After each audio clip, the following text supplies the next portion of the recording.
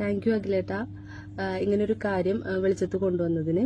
കാരണം ഞാൻ big boss ഷോയിലേക്ക് വരാൻ ആഗ്രഹിച്ചിട്ടുണ്ടായിരുന്നു. ആ സമയത്ത് നമ്മൾ ഫെയിം ഒന്നും അല്ലാത്തത് കൊണ്ട് തന്നെ എങ്ങനെ വരും എന്നുള്ളതൊന്നും നമുക്ക് അറിയില്ലായിരുന്നു. അപ്പൊ അതുകൊണ്ട് തന്നെ ഒരു മീഡിയയിൽ വർക്ക് ചെയ്യുന്ന ഒരു സുഹൃത്ത് വഴി അപ്രോച്ച്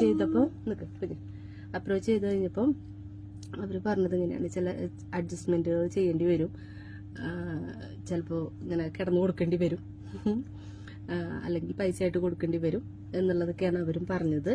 അപ്പം അതുകൊണ്ട് ഞാൻ ആ ഒരു ശ്രമം ഉപേക്ഷിക്കുകയായിരുന്നു.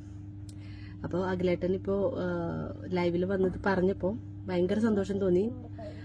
കാരണം നമ്മളെപ്പോലെ സാധാരണക്കാർ വന്ന് പറഞ്ഞു കഴിഞ്ഞാൽ ഒരു പക്ഷെ നമുക്കെതിരെ കേസെടുക്കുക അങ്ങനത്തെ കാര്യങ്ങളായിരിക്കും ഉണ്ടാവുക. പക്ഷെ നിങ്ങളെപ്പോലുള്ള ആൾക്കാർ ഇത് വന്ന് പറയുമ്പോൾ നമുക്കുണ്ടായ അനുഭവം അതിനോടൊപ്പം ഷെയർ ചെയ്യാൻ യാതൊരു മടിയുമില്ല. നിങ്ങൾ